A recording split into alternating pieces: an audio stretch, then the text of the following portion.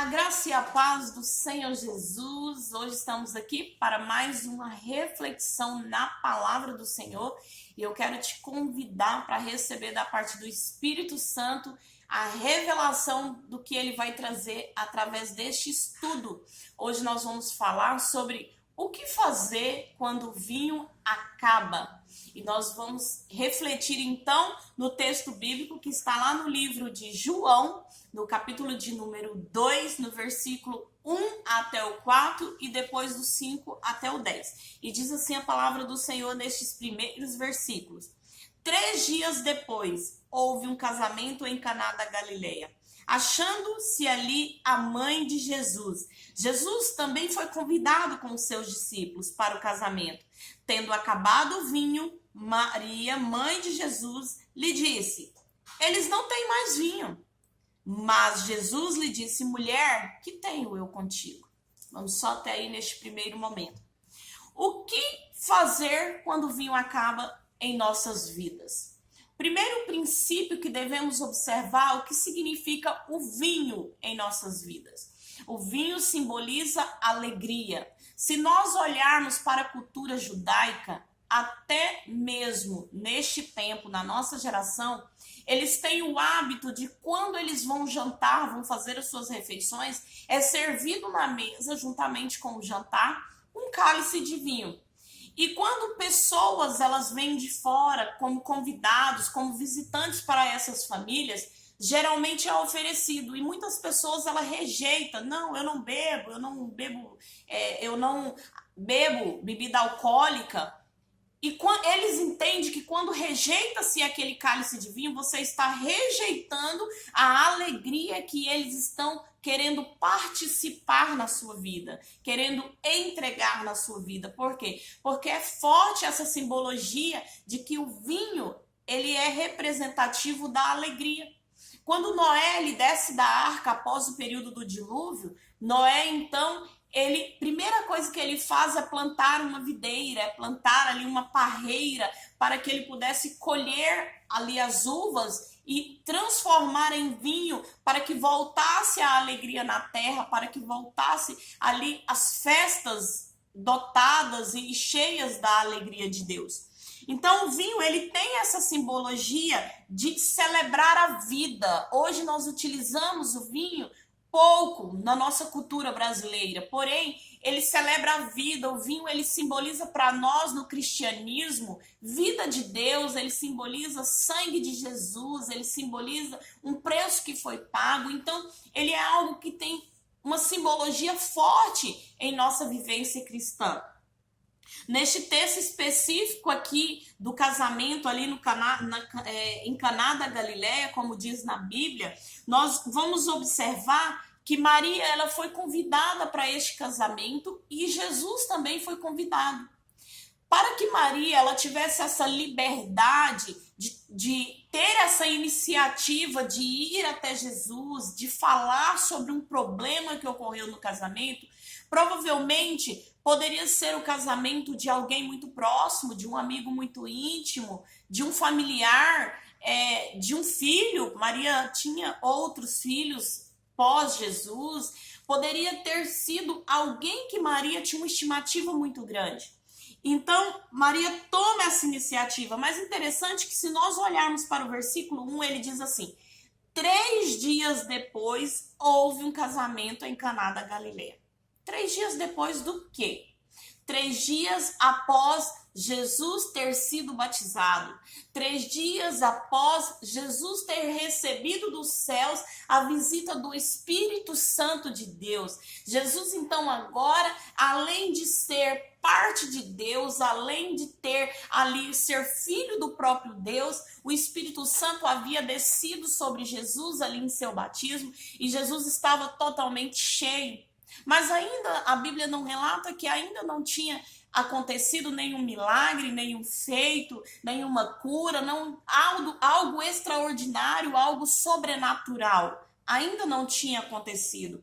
Então, 3 dias depois da vinda do Espírito Santo, acontece esse casamento onde Maria tinha sido convidada e provavelmente Jesus e seus discípulos foram convidados por causa de Maria, por causa de algum conhecido de Maria que estava realizando esse casamento. Então, no versículo 3, vem Maria e ela diz para Jesus, no versículo 3, eles não têm mais vinho.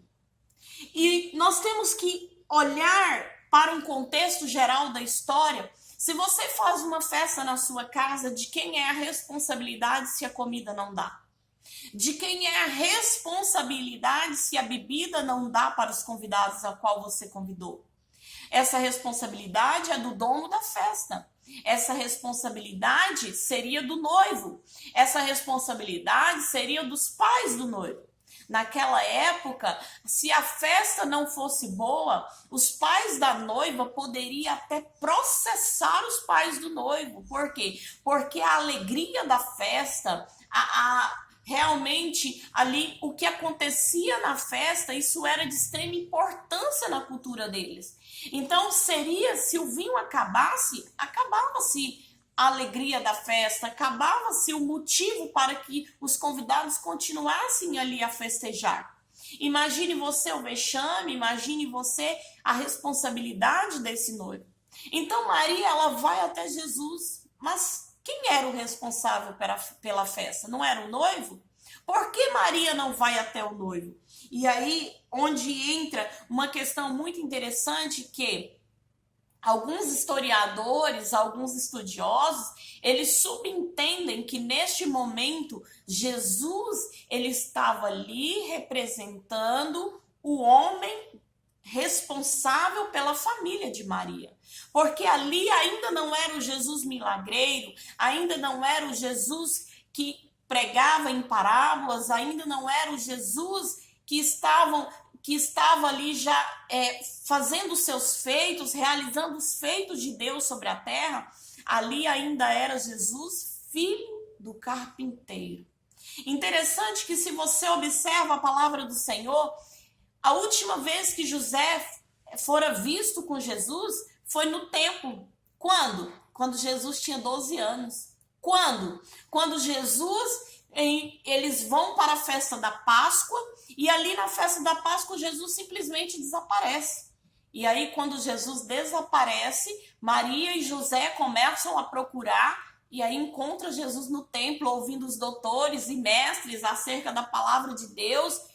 E Maria fala para ele: olha, filho, né? Digo eu nas minhas palavras: olha, filho, estávamos nós, seus pais, te procurando, e você está aí. E Jesus acaba falando para ela que ela não entende, né?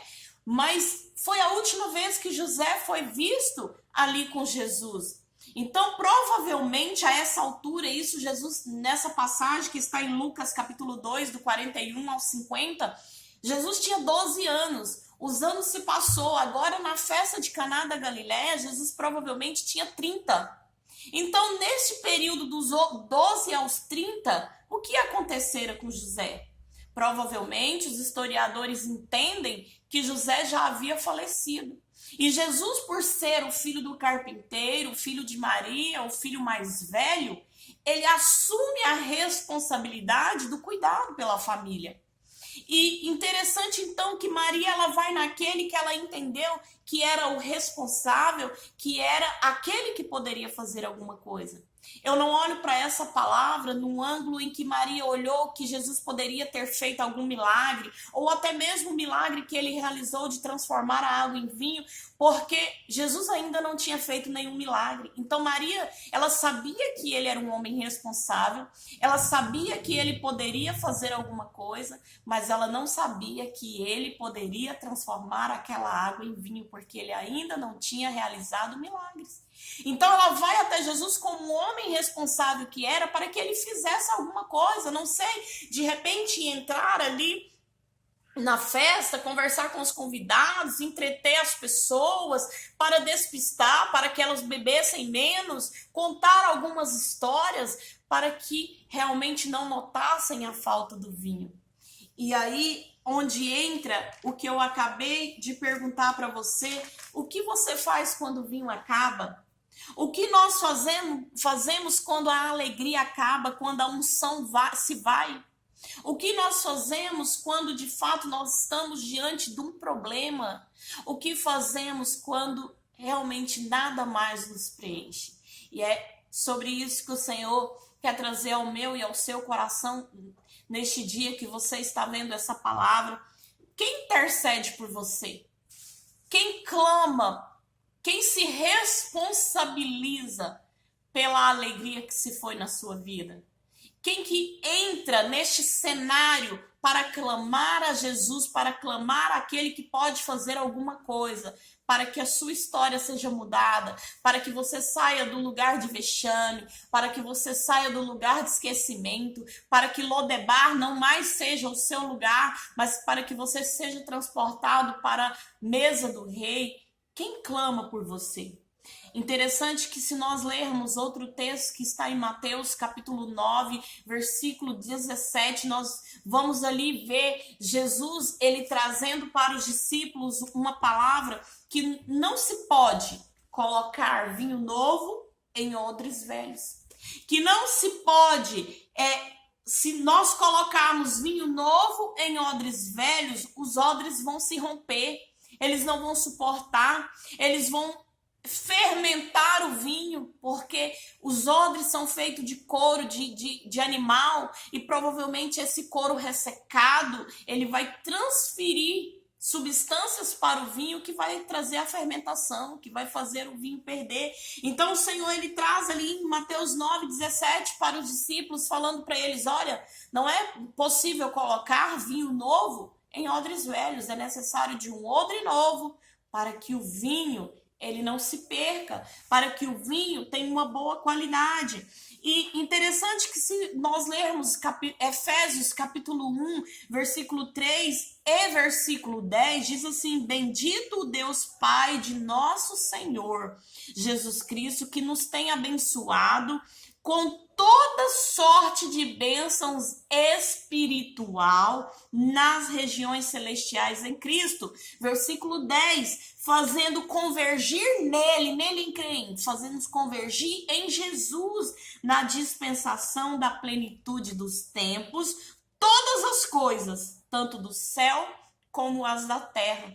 Sabe o que essa palavra está dizendo para mim, para você? Ela está dizendo assim, bendito é o Senhor Jesus, que ele já nos abençoou com toda sorte de bênção. E ele fez reunir, convergir é reunir, é agregar. Ele fez reunir, convergir nele como Cristo, todas as coisas que acontecem no céu e todas as coisas que acontecem na terra. Ou seja, uma vez eu, estando uma pessoa triste, sem a alegria do vinho na minha vida, eu clamando ao Senhor, eu indo ao Senhor, toda sorte de bênçãos que se convergiu nele virá sobre mim. A minha vida será abençoada todos os dias, porque o Senhor, ele é um Deus que a sua dispensação na plenitude dos tempos, de geração em geração. Como ele diz em Mateus, ele diz, eis que estou convosco todos os dias, até a consumação dos séculos. Então é hoje, é para amanhã, é para o ontem, é para todos os dias nós irmos até ele e convergir nele, reunir nele as nossas fraquezas, porque nas nossas fraquezas a dispensação da sua plenitude como Cristo, ela virá para nós com toda sorte de bênçãos, abençoando nas regiões celestiais, abençoando nas regiões espirituais, abençoando sobre a nossa vivência na terra. Mas nós precisamos entender que o ato de ir em quem de fato pode trazer alegria de volta é a chave da questão. Maria poderia ter ido ao noivo. Ele era o responsável pela festa. Maria poderia ter ido aos pais do noivo. Eles eram responsáveis pela festa, ali em Caná da Galileia. Mas Maria não vai ao noivo. Maria vai a Jesus. O ato de ir no lugar certo, na pessoa certa, em quem pode renovar, em quem pode trazer de volta a alegria da sua vida, este ato é um ato de extrema importância. Porque ela poderia ir ao noivo, mas ali no noivo, o noivo, ele já tinha comprado ou feito, porque eles faziam o seu próprio vinho, a quantidade correta. Naquele momento, ele não poderia fazer mais nada. Ele iria passar vergonha. Ele não poderia resolver a questão da falta do vinho. No momento do acontecimento da festa, ele não poderia resolver. Mas ela vai em Jesus, a quem ela sentiu que ele teria responsabilidade suficiente, ele teria capacidade suficiente para fazer alguma coisa. Quando nós temos esse olhar de Maria e nós olhamos para Jesus como alguém que tem capacidade suficiente para entrar em nossas vidas e para fazer alguma coisa por nós, quando temos esse entendimento, as coisas mudam, a alegria volta. No capítulo lá de Neemias, no livro de Neemias, capítulo 8, versículo 10, ele traz sobre isso, que a alegria do Senhor é a nossa força. Mas se você olha a parte A, a parte B do versículo, se você olha anteriormente, antes dele falar que a alegria do Senhor é a vossa força, ele diz, porque este dia é consagrado ao nosso Senhor. Portanto, não vos entristeçais, porque a alegria do Senhor é a vossa força. Significa que nós precisamos consagrar-se a Deus. Consagrar-se o ato de ir a Ele. Consagrar-se a nossa fé de crermos que se eu for a Jesus, Ele fará coisas das quais nenhuma outra pessoa pode fazer por mim. Se eu for em Jesus, ele poderá preencher em mim tudo aquilo que ninguém consegue preencher. Então, esta atitude de Maria de ir até Jesus é a atitude que nós devemos ter. Se você olha para Paulo ali em 2 Timóteo, Paulo ele vem instruindo para que nós para não embaraçarmos com as coisas dessa vida, para que a gente possa não embaraçar com aquilo que nos impede de clamar a Jesus, com aquilo que nos impede de ir àquele que pode fazer alguma coisa. Observe comigo no versículo aqui do livro que nós lemos de João, no versículo 4, Jesus diz assim, capítulo 2, versículo 4, mas Jesus lhe disse, mulher, que tenho eu contigo? Ainda não é chegada a minha hora. Maria, ela poderia ter entendido que Jesus, ele fora grosseiro, que Jesus, ele fora desatencioso, porque ela estava ali preocupada com a situação do momento, ela estava ali, talvez desesperada por causa que a festa seria uma festa com vexamatória, uma festa problemática, pela falta realmente daquilo que iria trazer alegria para os convidados. Mas Maria não se embaraça com a resposta de Jesus. Talvez é isso que Paulo vem dizendo aqui em 2 Timóteo. Ele vem dizendo, olha, não embaraceis, não milite com as coisas dessa vida. Porque é uma palavra que é dita de uma maneira que nós não gostamos de ouvir, que nos afasta de irmos até Jesus, de fazer aquilo que Jesus está ordenando. É uma palavra que foi pregada que eu achei que foi indireta para mim, então eu não quero mais ouvir as palavras que são direcionadas. É um discipulado que foi duro, é uma repreensão que veio numa hora que eu não gostei, é um sorriso que eu achei falso, é uma tristeza que eu deixei que Satanás colocasse e minasse meu coração. É um ninho que eu deixei que Satanás fizesse na minha mente. Então são coisas diárias que vai nos afastando e vai minando as nossas forças de ir até Jesus. Maria poderia ter falado, poxa, Maria poderia ter entristecido.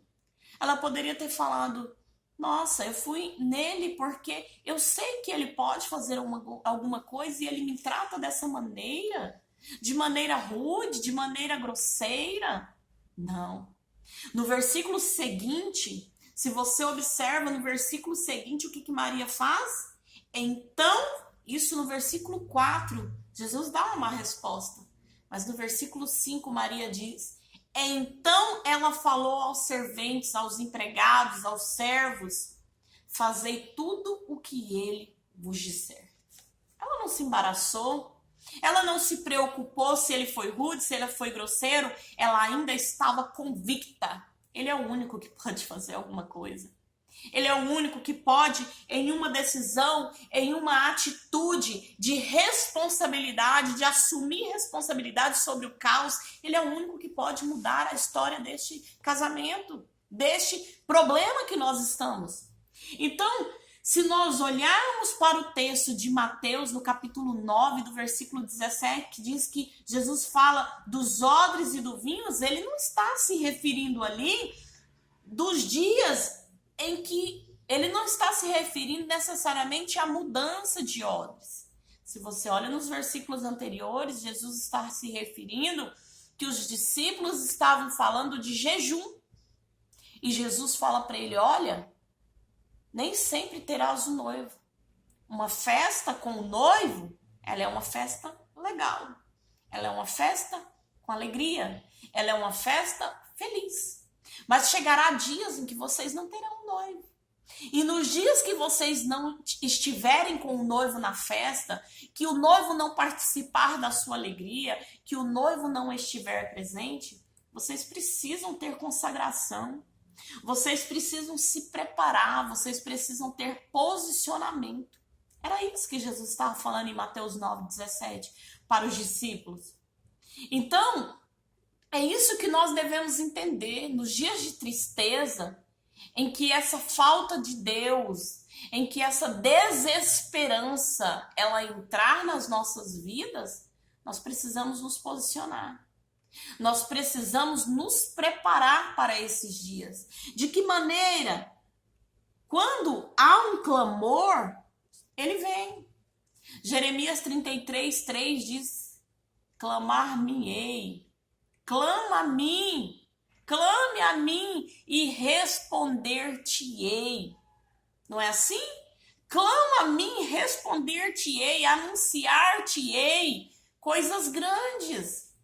É isso que o Senhor quer que nós entendamos. No versículo 11 do capítulo 2 de João, no versículo 11, diz assim: com este deu Jesus princípio aos seus sinais em Caná da Galileia, e diz: e manifestou a sua glória. A glória de Jesus foi manifesta no casamento através do milagre. Quando? Como? Jesus não anunciou na festa o que ele tinha feito. Maria sabia o que ele tinha feito. Os servos que buscaram a água nas talhas sabiam o que ele tinha feito. Os discípulos que estavam próximos a Jesus sabiam o que ele tinha feito. E bastou-se isso para que manifestasse a glória de Deus, para que a alegria voltasse para o casamento. Porque o mestre Sala fala: uau! Geralmente coloca-se o vinho bom primeiro, para atrair os convidados. Mas aqui o noivo foi esperto. Ele colocou o vinho bom por último. Significa que quando a alegria se vai, Jesus coloca um novo vinho. Jesus coloca um vinho melhor. Jesus renova. Mas para isso é o que diz em Jeremias 33:3. Clama a mim. Seja como Maria, clama a mim. Clame e eu te responderei. Clame e eu manifestarei a minha glória. Para que haja manifestação da glória de Deus, é necessário clamor, é necessário preparação do odre. Eu e você, nós somos odres, e o Senhor não vai colocar uma alegria em nós se nós não estivermos preparados para receber essa alegria. Ele não vai colocar um vinho novo porque o odre não suporta, a carne é fraca, o espírito é forte, mas a carne é fraca. É por isso que em Mateus 9 ele diz para preparar a carne, para preparar o odre. É necessário que haja preparação nesses dias para receber a alegria do Senhor. E essa preparação, lógico, ela é necessária através de jejum, de oração, mas ela é necessária principalmente através do ir até o Senhor. De responsabilizar aquele que pode fazer alguma coisa. De passar a responsabilidade para quem de fato pode agir. Quando o vinho acaba em nossas vidas, o que acontece quando o vinho acaba? Primeiro, nós perdemos a expectativa de ir na casa de Deus. Os cultos já não são bons. O louvor, nossa, que louvor cansativo. As músicas já não me atraem. A palavra não fala comigo. Os irmãos, eu já não suporto olhar para aqueles irmãos. E tudo se torna chato. Ir à igreja se torna chato. Sabe? Porque o vinho acabou, a alegria acabou. Nós temos que entender que há uma diferença entre prestar culto e cultuar a Deus. Quando eu presto culto, eu trabalho para o Senhor. Quando eu cultuo a Deus, eu adoro, eu homenageio, sabe? Eu dignifico ao Senhor, eu honro ao Senhor. Depende qual é a motivação que nós temos ido à casa do Senhor. Você tem vindo à casa do Senhor para prestar culto? Para que os homens vejam você prestando culto?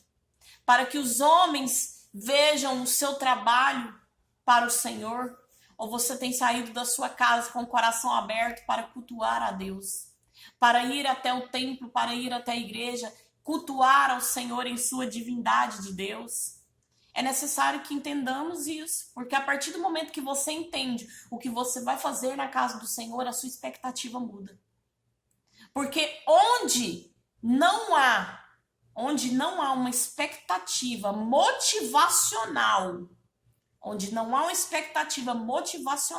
para que você vá na casa do Senhor, os cultos são chatos, a palavra não entra. A palavra ela cai como semente à beira do caminho, os espinhos sufocam, os pássaros levam. Porque a terra quem prepara somos nós. A terra é o meu e o seu coração, é a nossa mente renovada. É uma mente aberta para receber de Deus. É uma mente aberta que se a palavra me confrontar, não tem problema, porque eu quero que ela me confronta para que haja transformação no meu caráter, para que o caráter de Cristo ele seja intrínseco na minha vida.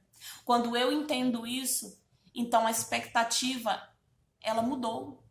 Mas quando eu vou para prestar culto, a expectativa passa.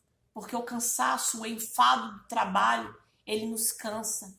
O enfado de liderar, o enfado de ser obreiro, diácono, presbítero, pastor, bispo, apóstolo, isso cansa. Mas ser um adorador, isso nunca vai cansar. Porque um adorador, ele recebe em troca um vinho novo. Ele recebe em troca a alegria do Senhor de volta. Porque ele está cultuando a Deus. Quando o vinho acaba em nossas vidas, nós não temos revelação da palavra. Nós não temos motivação para adorar, a nossa adoração vira cântico. Cântico é repetição de letra. Cântico é repetição de uma mensagem. Cântico é repetição de algo que foi escrito. Isso é um cântico. Cântico é entoação de um ritmo. Cântico é entoação realmente ali de vários ritmos musicais, de melodias. Isso é um cântico. Mas adoração não. Adoração é o cultuar, é o prestar culto. Adoração é um coração aberto derramando.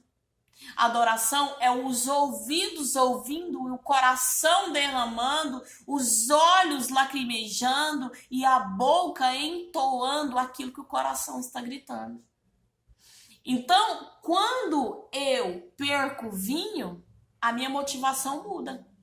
E aí eu já não adoro, eu canto.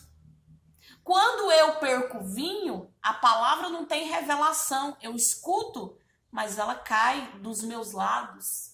Eu escuto, e quando eu escuto aquela palavra na minha mente, quando ela entra na minha mente, que o cérebro faz separação de uma inteligência da qual Deus nos deu, da qual Deus colocou no nosso cérebro, quando a palavra ela entra e não tem uma revelação, o nosso cérebro faz assim, essa palavra é para fulano, essa aqui é para ciclano, essa aqui não sei nem por que o pregador está pregando, essa daqui é uma palavra de indireta, essa daqui é uma dura palavra, essa daqui, que palavra fraca.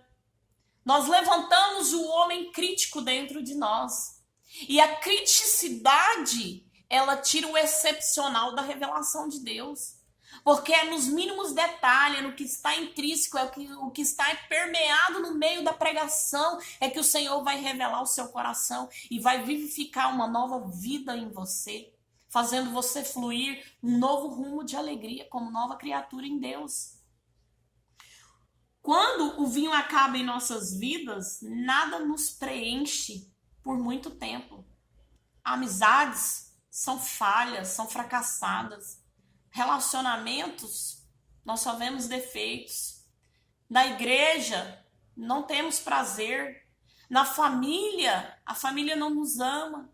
Quando nós perdemos tempo porque nada consegue preencher, dinheiro não preenche, compras não preenche, presentes não preenche, festa muito menos, bebidas então é um momento de alegria passageira, porque quando nada nos preenche, a alegria, ela se torna uma alegria passageira. Eu bebo e fico feliz porque aquilo altera na minha corrente sanguínea e passado-se algum tempo, a alegria passou. Bate o arrependimento. As pessoas que usam drogas, e aí o que acontece? É uma euforia, uma adrenalina que se levanta e o efeito passa e volta o vazio novamente. Então tudo que nós começamos a fazer, que o mundo oferece e que momentaneamente é muito bom, isso não nos preenche quando o vinho acabou nas nossas vidas, porque são alegrias de um ladrão, é alegria passageira. É aquela alegria que passou, pegamos e ela se foi. É como se fosse uma fumaça, é como se fosse uma bolha de sabão, a qual muitas bolhas nós nos encantamos, mas quando tocamos, ela explode. É uma alegria que explode, que se passa. Mas quando a alegria é de um vinho colocado e renovado todos os dias pelo Senhor, isso não acontece. Porque o Senhor multiplica essa alegria. Porque o Senhor acrescenta como uma fonte inesgotável. Foi isso que ele disse para a mulher samaritana. Se você soubesse quem te pede de beber, você daria. Porque você que me pediria água, porque da fonte que eu te der, ela é uma fonte inesgotável. Você nunca mais vai ter sede. Então, quando o vinho ele acaba nas nossas vidas, nós vemos defeitos em tudo. E nós nos tornamos pessoas críticas. Pessoas críticas, ela não vê coisas boas em nada. Pessoas críticas, tudo que ela vê, ela tem algo para pontuar. Ela tem algo para acrescentar. Ela tem algo para dizer que não foi bom. Pessoas críticas, ela critica tudo, desde a refeição que ela come, ao clima que não está bom. Se tá frio demais. Se tá calor demais. Se tá chovendo, nossa, mas já tá chovendo demais. Pessoas críticas, ela vê defeito em tudo, ela não vê gratidão. Mas uma pessoa com alegria, ela agradece. Obrigado pela chuva que caiu sobre a terra, Senhor, porque ela vai trazer o alimento de cada dia na mesa daqueles que necessitam.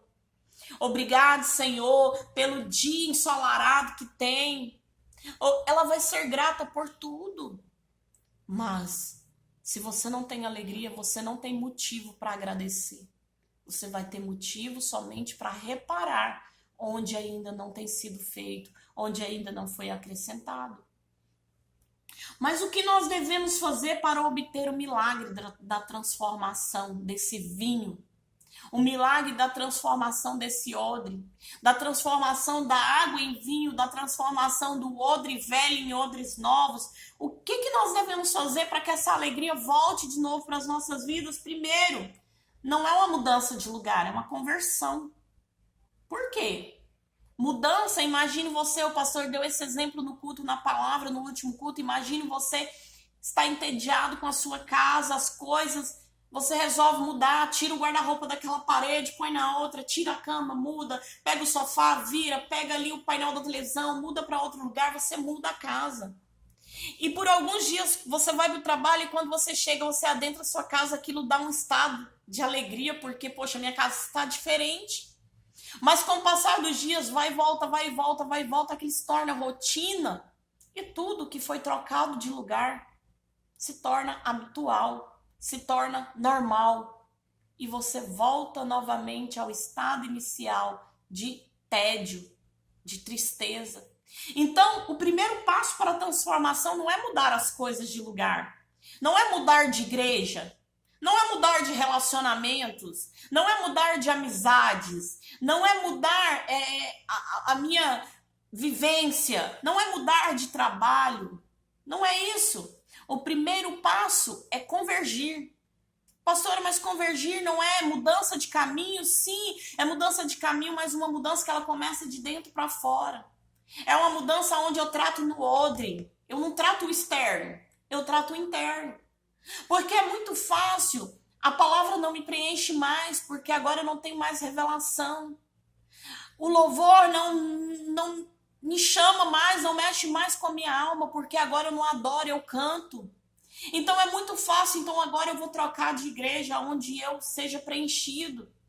Então eu vou trocar de amizades onde eu possa ouvir coisas que vai melhorar o meu ego e aquilo vai ser como mudar os móveis de lugar. Com o passar do tempo vai se tornar habitual. Com o passar do tempo na nova igreja você começará a ver os novos defeitos e talvez até os mesmos.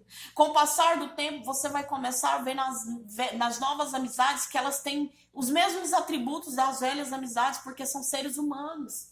E aquilo não vai te preencher totalmente. Então não adianta eu querer transformar o externo, eu querer mudar do externo. Eu tenho que transformar o odre.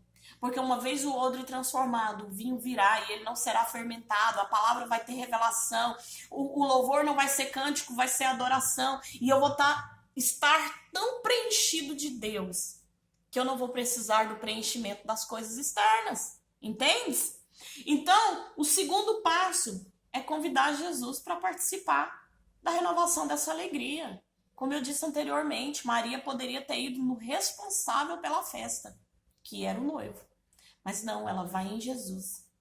É você ir na pessoa certa, em quem realmente pode te ajudar. Olha para você ver o versículo 2 do capítulo 2 de João, ele diz assim: Jesus também foi convidado com seus discípulos. Quem você tem convidado nesses dias para trazer uma nova alegria? Quem você tem convidado nesses dias para renovar o vinho da sua vida? É quem eu convido para sentar na minha mesa. É quem eu convido para adentrar o meu quarto de secreto. É quem eu convido para ouvir as minhas declarações, para ouvir os meus desabafos. A quem você tem desabafado? Maria foi desabafar em Jesus. Você tem ido desabafar em quem? Você tem clamado, como diz em Jeremias 33:3, aquele que pode te responder e que pode te revelar coisas grandes das quais você ainda não viu? Se nós olharmos aqui no segundo passo, Lucas 24:29, os discípulos estavam no caminho de Emaús. E ali no caminho de Emaús, quando eles chegam na casa onde eles estavam indo, eles convidam Jesus para entrar, mas eles convidam de uma maneira tão notória e falam: já é tarde, adentrai, passe a noite com a gente, que eles deixam Jesus constrangido e Jesus entra, se assenta na mesa e começa a lhes falar. E começa a lhes trazer revelação, porque até aquele presente momento, os discípulos ainda, ali no caminho de Emaús, não tinham percebido que Jesus era Jesus. Eles sabiam que enquanto ele falava, o seu coração queimava, o seu coração aquecia. Mas eles não sabiam que ele era Jesus, ainda não tinha se atentado. Mas quando ele adentra a casa, senta-se na mesa, e eles começam a ter uma conversa mais íntima, a revelação vem de quem ele era. Sabe, você precisa convidar ele para entrar na sua casa, convidar ele para renovar a sua alegria, porque aí a revelação virá e tudo o que não está dando certo será transformado. O terceiro passo, para que realmente nós possamos ser transformados, possamos obter o milagre da transformação em Jesus, é deixar Jesus no comando. Lá em João 2, no versículo 5, Jesus fala o quê? Fala o quê para os trabalhadores? Na verdade, Maria fala: fazei tudo o que ele vos disser. Tudo. Se ele mandar vocês ir lá e dispensar o povo, dispensa. Mas se ele falar para vocês fazer outra coisa, faça. E Jesus fala o que para eles? Vai lá, pega 6 talhas, enche d'água até em cima. Você imagina quanto de água aquelas talhas pegavam? Elas pegavam muitos e muitos litros de água. Imagina o quão pesada eram aquelas talhas. Os serventes não reclamaram, eles obedeceram. Então, nós precisamos entender que quando a mãe de Jesus, quando Maria, ela dá um comando sobre eles ir lá e fazer, e os serventes vão lá e fazem aquilo que estava pedindo, que Jesus havia pedido, ali começa o princípio da mudança, da transformação. Lá em Atos capítulo 2, versículo 29, vem dizendo, Pedro ele vem falando, olha, importa obedecer a Deus do que os homens. Ali eles estavam obedecendo Jesus. Importa que quando Jesus entrar na sua vida e ele lhe disser algo para fazer, faça, porque importa obedecer ao comando de Deus. E se Deus está mandando, faça, porque tudo te fará bem. Porque a alegria renovará sobre a sua vida, porque o vinho voltará para a sua vida. Então, o terceiro passo é deixar Jesus no comando. Tem coisa que nós queremos fazer e queremos decidir, das quais não está na nossa alçada fazer, não está na nossa alçada tomar essa decisão. Porque nós precisamos responsabilizar aquele quem pode fazer alguma coisa. E quem pode fazer alguma coisa na minha e na sua vida somente Jesus. Nós não podemos fazer nada por nós mesmos. Porque por nós mesmos, se andarmos segundo o nosso entendimento, nós só falhamos. Porque a nossa vontade, ela é falha. A Bíblia vem dizendo em Provérbios que o homem ele pode fazer planos, você pode ter seus planos, mas a resposta final ela vem da boca do Senhor. É o Senhor que tem que dar o comando sobre a minha vida e a sua vida. O quarto princípio para que haja transformação nas nossas vidas, para que haja essa conversão, essa mudança, é que nós procuremos Jesus na hora certa. Não adianta você esperar morrer na fé. Não adianta você esperar estar afundado em uma depressão, estar esmoronando. Não adianta. Sabe, no versículo 3, diz assim, tendo acabado o vinho, Maria, mãe de Jesus, lhe disse. Ela foi no momento certo. Quando foi que ela foi? Quando o vinho acabou. Quando não tinha mais o que servir. Quando o vinho acaba na sua vida, você percebeu, a alegria se foi e acabou-se. Acabou-se a glória de Deus na minha vida. Acabou-se a presença. Eu já não sinto mais o arrepio do Espírito Santo. Eu já não sinto mais o quebrantamento do meu coração clamando quando eu adoro. Eu já não sinto mais a presença de Deus. Eu já não tenho vontade de orar em línguas. Eu já não tenho vontade de ir ao culto. Eu já não tenho vontade de compartilhar momentos de comunhão com os meus irmãos. E acabou-de. Quando você percebe que a glória se foi, é necessário que a hora certa é agora, que você vá para os pés de Jesus e clame a Ele por renovação da alegria, por renovação do vinho sobre a sua vida. O quinto que é direcionamento, ferramenta para que a gente busque essa transformação do Senhor, para que a gente tenha esse ato de buscar novamente a alegria, é aceitar os nãos de Deus. João 2,4. Você olha e você vê Jesus falando assim, mulher, o que tem eu a ver com essa situação? O pai ainda não mandou eu fazer nada, não é chegado o meu momento de fazer nada. Maria poderia ter entristecido, mas ela não entristeceu. Você precisa aceitar os não de Deus. Se Deus falou que ainda não é o momento, que Ele ainda não vai fazer, que ainda não é a hora, que Ele ainda não vai te promover, que Ele ainda não vai te levar além, que se Deus falou não, aceite o não do Senhor. Aceite, mas não aceite com aborrecimento. Não aceite com crises espirituais. Não, aceite como um homem e uma mulher de Deus que sabe que Deus tem o melhor para mim e para a sua vida. Hebreus 12:11 diz, na verdade, toda correção ao presente não parece ser de gozo. Ou seja, toda correção no presente momento, ela não parece ser de alegria.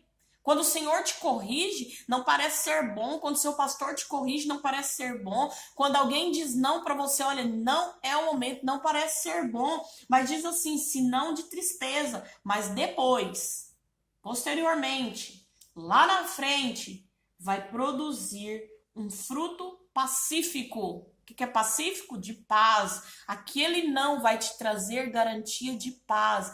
Ou seja, um fruto pacífico de justiça nos exercitados por ela. Ou seja, a partir do momento que eu aceito o não de Deus na minha vida e eu não fico temerosa, eu não bato de frente, eu não blasfemo contra o Espírito Santo de Deus, eu aceito o não da minha liderança, eu aceito que não é o momento, a justiça do Senhor, ela vem em forma de paz. E essa paz que vem, ela é exercitada em nossas vidas, trazendo um fruto de alegria. Mas se nós não entendermos isso, os nãos, eles vão virar pesadelo. Por quê? Porque o não vai trazer aborrecimento. O não vai trazer conflitos, vai trazer contendas entre os seus semelhantes. Os nãos vai trazer desobediência. Por quê? Alguém falou não, mas como eu quero sim, eu vou lá e faço. Alguém falou, Deus falou, não é o momento, mas como eu quero, eu faço. Muitas pessoas têm ouvido nesses dias os nãos do Senhor, mas têm andado no seu próprio entendimento, tomado decisões das quais Deus não falou.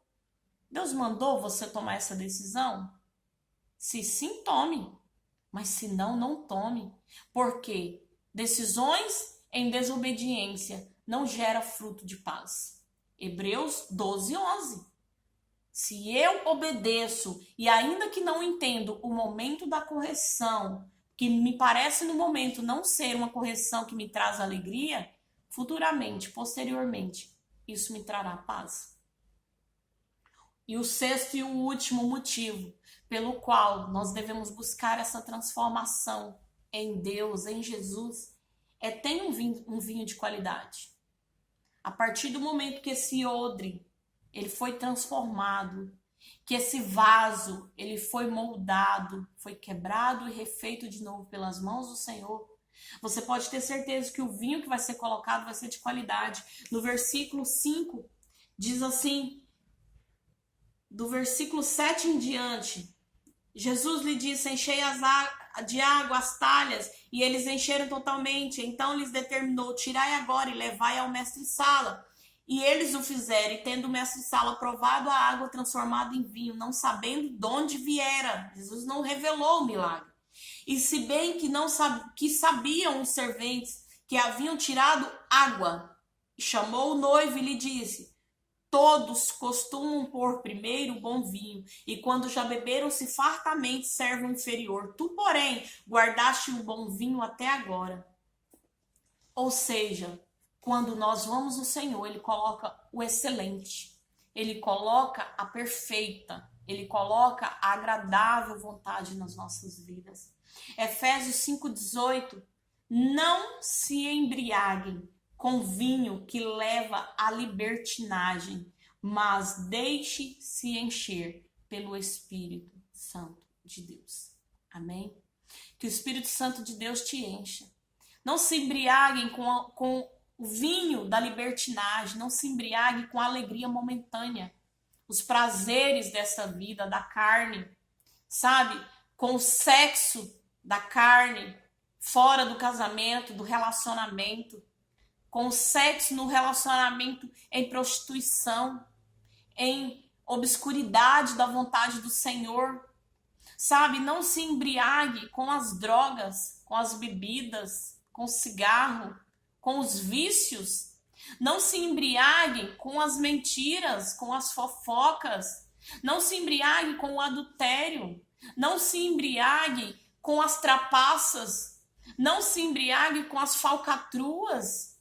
Sabe, se embriague no Espírito Santo, que pode mudar toda a sua vida, que pode trazer sobre você toda sorte de bênçãos, que diz lá em Efésios capítulo 1, versículo 3, que bendito é esse Senhor Jesus, que nos abençoou com toda sorte de bênçãos.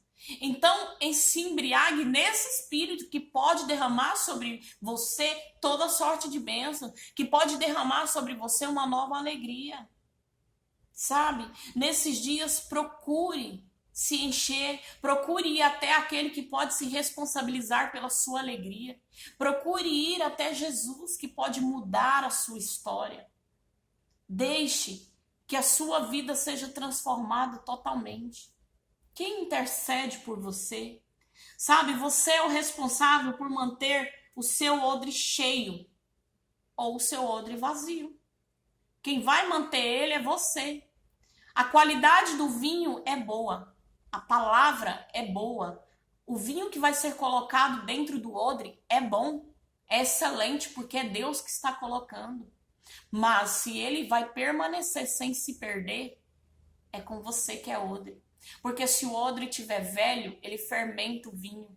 Se o odre estiver rachado, ele vaza o vinho. Então, isso significa que todo instante, porque a palavra de Deus diz que as misericórdias do Senhor se renovam a toda manhã, significa que o Senhor vai te encher notoriamente todos os dias.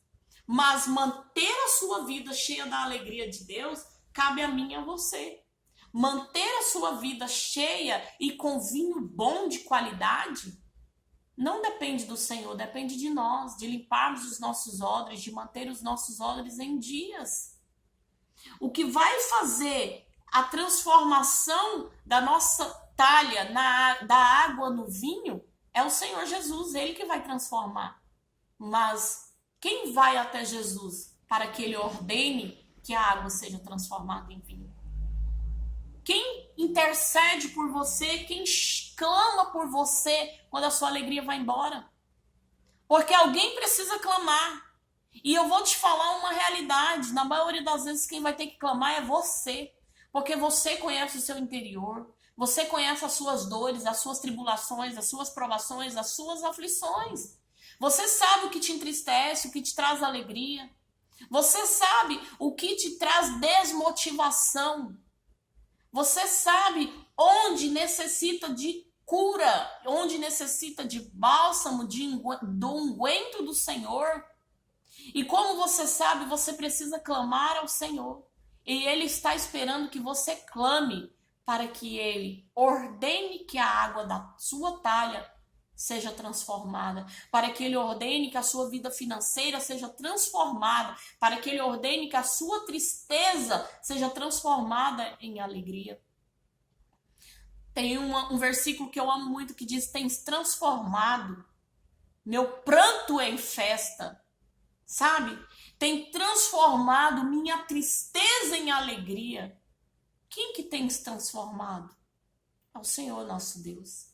Ele é o único que tem poder para transformar.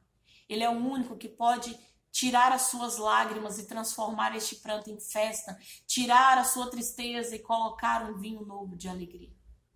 Receba essa palavra do Espírito Santo de Deus e se embriague nele. Se encha, se esvazie de tudo que é seu e coloque tudo que é de Deus. E deixa ele mover.